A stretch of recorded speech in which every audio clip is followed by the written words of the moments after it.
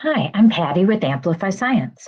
I'm going to lead you through this unit orientation video for the first grade unit, Spinning Earth. In Spinning Earth, students work as sky scientists to figure out why the sky doesn't always look the same. They will record, organize, and analyze observations of the sun and other sky objects as they look for patterns and make sense of the cycle of daytime and nighttime and how the length of day changes during the seasons. Students are introduced to a boy named Cy who lives in a nearby place. Cy sees different things in the sky than his grandma does. She lives in a place far away from Cy, and they talk on the phone in the evenings. Students explore what the sky looks like in daytime and nighttime. They examine Earth as a round, ball-shaped planet and develop an understanding of the orientation of Earth and the sun in space, allowing them to figure out that daytime and nighttime are a result of Earth facing or not facing the sun. Students explore the position of the sun in the sky throughout the day, and they notice the arc-like pattern that the sun makes in the sky during the daytime. They look at what they see in the sky at sunset, closely examining the change from daytime to nighttime. They gather data that shows that these patterns repeat from one day to the next in an ongoing cycle. Students develop an understanding that Earth is always spinning to explain these patterns. Finally, students investigate the phenomenon of why lengths of daytime and nighttime change throughout the year, drawing conclusions about seasonal differences in daytime and nighttime. As they work through the 5 chapters, they gather evidence from multiple sources by doing, talking, reading, writing, and visualizing.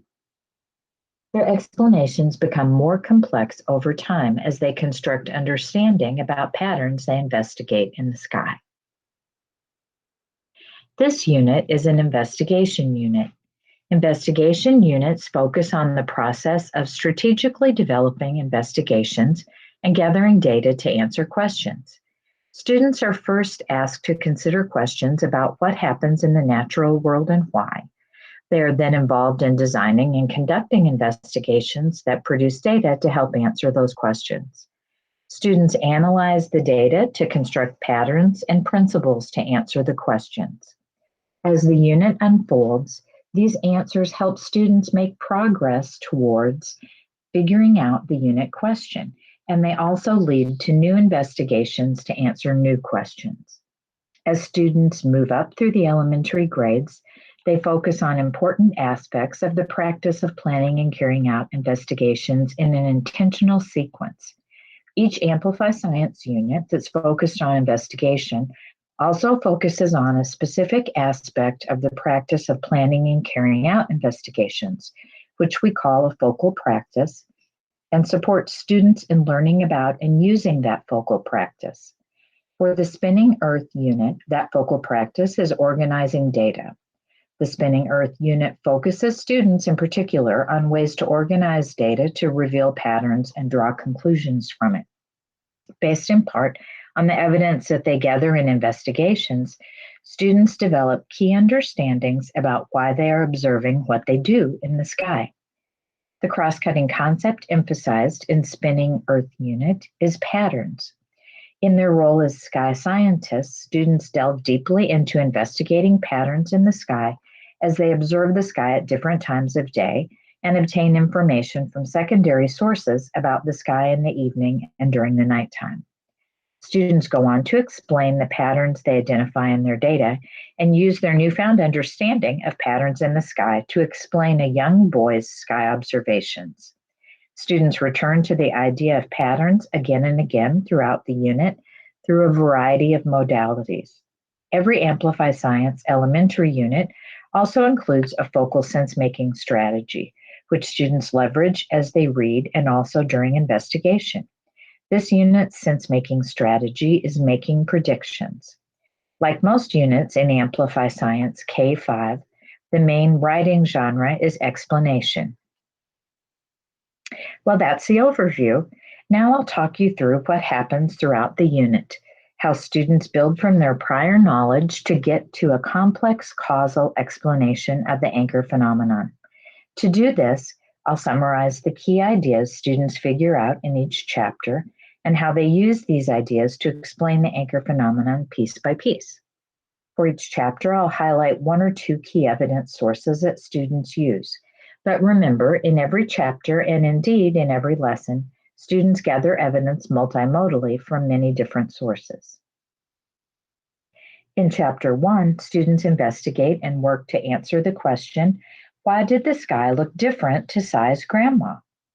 Key evidence sources as they investigate this question include making sky observations, analyzing that data, and using webcam observations to look for patterns in the sky.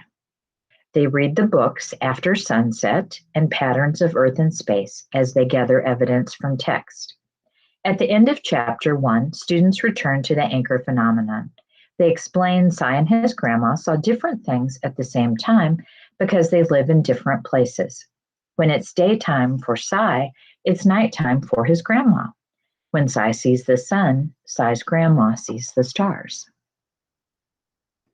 In Chapter 2, students focus on exploring why it could be daytime for Cy and nighttime for his grandma. They learn that the Earth's shape is round and that light from the sun shines on part of the Earth at a time while the other part of the Earth is in a shadow. In this chapter, students collect evidence from observing media that shows them what Earth looks like from. They organize this data from videos and webcams to help them get perspective on the patterns they're observing, and then they make diagrams to show daytime and nighttime in different locations on Earth. At the end of Chapter 2, students are able to explain that it was daytime for Cy when it was nighttime for his grandma because Earth is shaped like a ball, and Cy and his grandma live on different parts of the Earth. When the place where Cy lives is facing the sun, the place where his grandma lives is facing away from the sun. In Chapter 3, students learn why daytime changes into nighttime. The Earth is spinning. Key experiences in this chapter include students observing and discussing the sunset using a time-lapse video and planning collaboratively with the teacher how to investigate the sun's position in the sky at different times. They also kinesthetically spin their bodies to observe how objects appear to change positions from their own perspective as they move. At the end of Chapter 3, students are able to explain that it changed from daytime to nighttime because the Earth was spinning. When Cy and his grandma started talking, he saw the sun because the place on Earth where he lives was facing the sun. As Earth spins, the place where Cy lives moves to face away from the sun, so it changes into nighttime. In the fourth chapter of the unit, students explore the question, what will Cy see in the sky when he calls his grandma tomorrow? And they learn about patterns that are observed with the sun in the sky. They make predictions about seeing sunrise and sunset. Throughout the unit, students have been using a Mount Nose model to help visualize these patterns, where they pretend their body is the Earth and their nose is a mountain. They talk about what they see from Mount Nose. They role play Earth's repeated spin and reflect on the pattern that the sun appears to make in the sky. When they use explanation language frames to help share their predictions, they get to verbalize their ideas. By the conclusion of Chapter 4, students can explain that when Cy talks on the phone to his grandma at the same time tomorrow, he will see the same thing that he saw in the sky today. The sun makes the same pattern in the sky every day because Earth spins one full time each day. This pattern lets us predict that Cy will see the sunset in the evening.